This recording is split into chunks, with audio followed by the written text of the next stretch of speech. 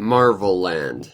When I first saw the title of this game, I thought it was a game where you got to team up with the greatest superhero of all time. The Disco Queen herself, Dazzler. Or at the very least Deadpool, but instead it has nothing to do with Marvel Comics at all, but it's instead an arcade-style platform game. The story, as far as I can tell, because it's not in a language I completely understand, you play as this dragon prince guy, whose girlfriend got captured. Now you must collect the magical Chaos Emeralds and go save her. Or something. Okay, the one thing I'm absolutely certain of in this game about the story is it takes place in an amusement park.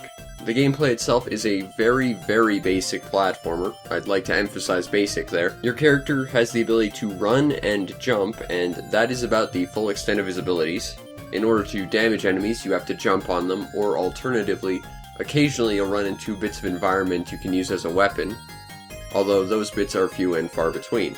There's also a couple power-ups, one being a pair of wings that will allow you to jump further and slow your descent while flying, the other being a weird power-up that gives you a shadow ninja clone army that you can use to whip at enemies. And that right there is probably the most unique thing about this game. Scratch that, that's about the only unique thing about this game. Over time, your shadow clone army will diminish, thus reducing your ability to attack with them, and having to get closer and closer to the enemy in order to be effective. As well, you can use your extended clones to pick up objects, thus increasing your score. Now, while I like this ability simply because of how unique it is, it does have some fundamental problems. First and foremost, it actually ties into a greater overall problem with the game being hit detection. Once your shadow clone army diminishes really small, even if you manage to attack your enemy, sometimes they'll just sort of walk through your attack and kill you, which is a bit unfair. And this game is full of moments like that. Part of that is because it has some very precise platforming, but other parts contributed wholly because the controls are so slippery. More often than not, you'll end up trying to land on a platform only to skid off and die instantly into a pit of water. And that's absolutely no fun. There's also a little bit of delay from input to action, which can also throw a player off. If that wasn't frustrating enough, this game also has a momentum mechanic, where if you can run unobstructed for a certain amount of time, your character will build up speed. However, the moments where you do actually get to build up speed are fairly few and far between, but when they do come up, the game likes to throw monsters directly in front of you, running at you full tilt, basically killing you instantaneously. And I think that's kind of sort of how to sum up the gameplay, is this game likes to throw a lot of things your way that just make it feel unfair. There's tons of cheap deaths, there's tons of I should have made that jump but somehow didn't, there's tons of I hit you but somehow you're not hit and now I'm dead.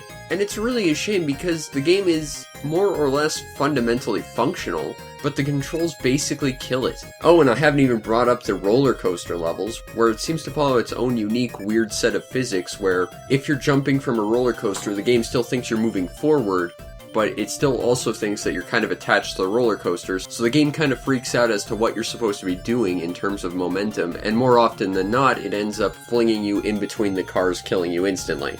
So, yeah, this game, it doesn't like to play fair. The bosses themselves are primarily weird minigame type fights where, if it weren't for these, I could pretty much recommend the game without having to understand the language, but if you don't understand the language in the copy you're playing, it's a bit tricky. Like, take this first boss for example. It looks like a standard rock, paper, scissors fight, but the thing is, there's still combat to it. So if you win a match, you have to attack your opponent, and if you lose, you have to defend. Or if you tie, it's basically whoever hits each other first. Failure to do so, and you lose the boss fight, sending you back to the level previous. All the way at the beginning, which is, and I don't think I need to say this, but frustrating. The overall presentation to this game is fairly average. Visually, it looks quite nice in terms of character design and monster design. I like the overall unique enemies, I like the three-headed bee monsters, I like the dominatrix rose fencers. There's a lot of weird, unique enemies here, and I think that's one thing that should absolutely be celebrated in this game. It's just how wacky the characters are. However, to contrast the character design are the overall environment designs, and while they look nice, they do get bland rather quickly. and they aren't anywhere near as numerous or personality-filled as the characters are. The overall sound presentation is completely unremarkable. There's not really any song on the soundtrack that's really noteworthy, and while the music works, it's not memorable at all. And that's kind of a good analogy for Marvel Land as a whole. It's a game that isn't really all that remarkable. The gameplay itself feels frustrating a lot of the time, despite the fact that there is a lot of fun to be had. Using your shadow clones to whip enemies is an interesting concept, and I like the idea, but missing jumps, getting flung off roller coasters, losing boss battles because they're completely different than the rest of the game and it's hard to figure out what you're supposed to do before you're already dead, it makes this game not really all that interesting to play, and it's not really backed up by all that interesting a presentation. Do I recommend Marvel Land? Not really. The nice thing is if you want a copy, it shouldn't cost you very much. My copy cost me all of 30 cents.